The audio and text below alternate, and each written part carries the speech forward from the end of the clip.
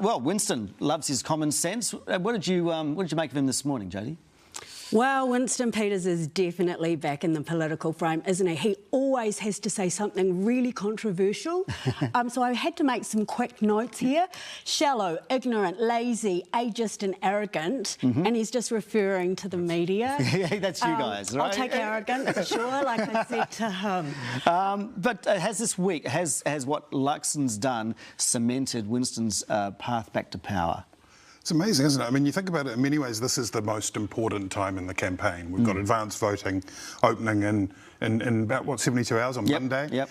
And right at the start of that week, Christopher Luxon put out pretty much a promotional video for New Zealand First. You know, yes, I will work with him. You know, this strange dance that he's described, which is, I don't want to work with him, but I don't not want to work with him enough not to work with him. Even though I don't know him.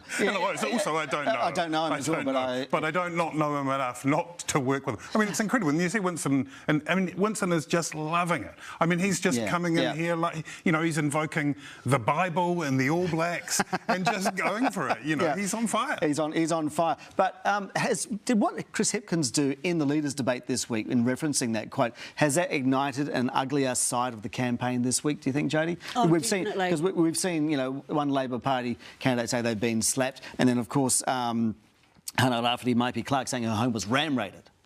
You know, I mean, what do you make of that? Oh, it's pretty shocking. I mean, there have been so many sort of allegations and stories, anecdotes that we've heard on the sideline about things that have been happening. You've got Willow Jean Prime in the North saying she's had 2 decades of politicking in the North. They're heckling this time, and the actual straight-up racist allegations are terrible. The attack on that poor young woman, Hana, Māori Party, she's coming back with... she has full support of her kohanga reo and iwi. So, yeah, don't threaten her. It seems, too, that Winston Peters is probably addressing that.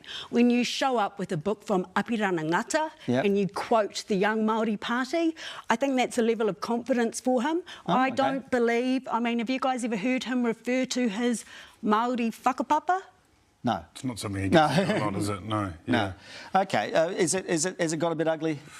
Toby? Yeah, it has, hasn't it? I think there has been an ugliness that's seeped through a large part of it. And, you know, we don't know all of the circumstances that can join the dots between what happened to Hannah Maipi Clark. But I think that we should have an expectation of candidates for public office to be careful about their language. You know, I think that is something that we should expect as a democracy. We're lucky enough to have a democracy where when an election, people are pretty accessible. Okay. I don't want to change that. Okay. Let's, so we don't want to change the accessibility because it seems to be quite, you know, one thing that we have in New Zealand. Right. In terms of the leaders' debate, I mean, Chris Hipkins ignited that, and then we're not talking about him at all now, even though, Jodie, he really did quite well in that leaders' debate this week. So Labor had a blip, but now nobody's really talking about them. Quite well. What I think was really interesting, Chippy was left in the hut, and who showed up was someone who believed they were a Prime Minister. They both sort of all talked over each other the whole time, and it was like, who's going to stop talking first? I mean, as a viewer, I found that really annoying. As a journalist, I thought, yeah, this is so exciting. So exciting. Yeah. He had to do it, though, didn't he? Because in the first one, he was sort of down the barrel. He was negotiating everything through that V-axis of the moderator. He had to turn and put questions, put provocations, put challenges to his rival. That's a risk strategy, but he had to do it, and I think in the end it paid off for him. All right. Let's... sorry, Jodie, yes, go on. I was just going to say, I was talking to the millennials, my son and his friends. They reckon Luxon went from kind of cold to cool. After the debate. Really?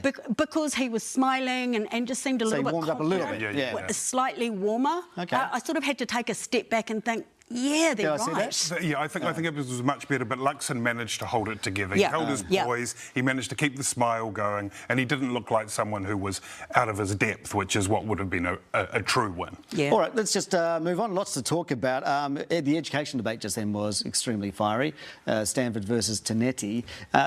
I don't know if there's any winners out of that because it's such a hard portfolio. They didn't look like they were modelling good behaviour, really, did they? Is this what your teachers want to show you? I don't know either. I sort of think in the way that education has been this slow slip event across 20 years, you know, and we look at literacy especially.